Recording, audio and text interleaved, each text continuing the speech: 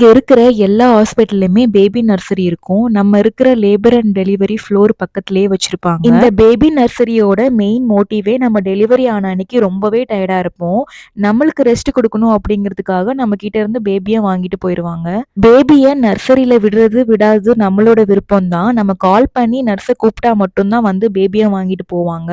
அங்க இருக்கிற நர்ஸ் எல்லாமே பார்த்தீங்கன்னா, வெல் ட்ரெயின்டா இருப்பாங்க. ஸோ நம்மள விட பேபிய நல்லாவே பார்த்துப்பாங்க. குழந்தைய குடுக்கும்போதே அவங்க கிட்ட சொல்லி தான் குடுத்தோம். ரொம்ப அழுதானா எடுத்துட்டு வந்து குடுத்துருங்கன்னு. ஆனா காலையில வரைக்குமே அவ அழவே இல்ல. அந்த அளவுக்கு நல்லா கேர் எடுத்து பார்த்துக்கிட்டாங்க. அப்புறம் எப்படி ஃபீட் பண்ணுவோன்னு கேட்டா, குழந்தை பொறக்கும்போதே நம்ம கிட்ட பாட்டில் ஃபீட் பண்றோமான்னு கேட்பாங்க. இன்கேஸ் நம்ம பாட்டில் ஃபீடும் சேர்த்து பண்றோம்னா, அவங்களே அங்க ஃபார்முலா மில்க் குடுத்துருவாங்க. மார்னிங் நம்ம திரும்ப கால் பண்ற வரைக்குமே குழந்தை அவங்க கிட்ட தான் இருக்கும். நம்ம எப்போ கால் பண்றோமோ அப்பதான் எடுத்துட்டு வருவாங்க. குழந்தைய குடுக்கும்போது பார்த்தீங்கன்னா, அழகா பாத் பண்ணி, நெயில்லாம் கட் பண்ணி சூப்பரா குடுப்பாங்க.